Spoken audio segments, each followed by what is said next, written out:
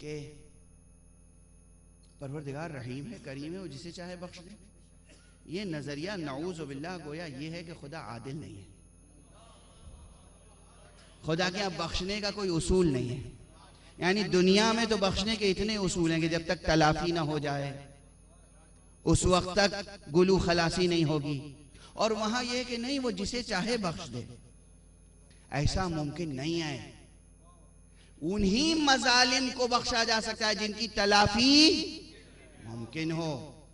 اور جن لوگوں نے اہل بیت مصطفیٰ پہ ظلم کیا ہے، کیا ان مظالم کی تلافی ہوئی ہے یا ہو سکتی ہے؟ کیا آخرت میں بھی ممکن ہے؟ ممکن نہیں ہے. ایک جملہ کہہ لیں دیجیے، پھر مسائل پڑھوں گا. جی چاہ رہا ہے کہ یہ کہوں تاکہ جو لوگ مغالطوں میں ہیں وہ سوچیں. چاہے میرا جملہ تھوڑی دیر کے لیے تیر و نشتر بن جائے. سوچیں کس بے دردی سے اور کس بے حیائی سے اور کس بے غیرتی سے کہتے ہیں کہ معاف کر دے گا خدا. اور اگر یزید کے مظالم معلوم ہے کتنے؟ کربلا، واقعہ حرہ، خانہ کعبہ کی تاراجی، بے حرمتی، اور اس کے علاوہ کتنے مظالم ہیں، کتنے گناہ ہیں. اتنے گناہوں کے بعد اگر خدا یزید کو معاف کر سکتا ہے تو ہم بھی تو صرف لعنت ہی کرتے ہیں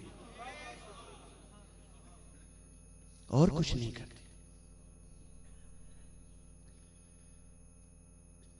لعنت وہ کلمہ ہے جو قرآن مجید میں آیا ہے، اور اس کلمے سے مفر ممکن نہیں ہے. ممکن نہیں. بس گفتگو ختم ہو گئی. ممکن نہیں ہے کہ ان مظالم کا مداوع ہو سکے جو اہل بیت مصطفیٰ پہ ہوئے. ممکن ہی نہیں ہے. کسی مال کو خرچ کر کے تلافی نہیں ہو سکتی. اور نیکی منتقل کر کے تلافی ہو جائے؟ ان کے نامہ اعمال میں نیکیاں کہاں ہیں کہ منتقل ہو کے تلافی ہو جائے؟ اور فرما رہے ہیں کس کس چیز کی تلافی ممکن ہے؟ خود خون مبارک سید الشہداء، قتل حسین کی تلافی ممکن ہے؟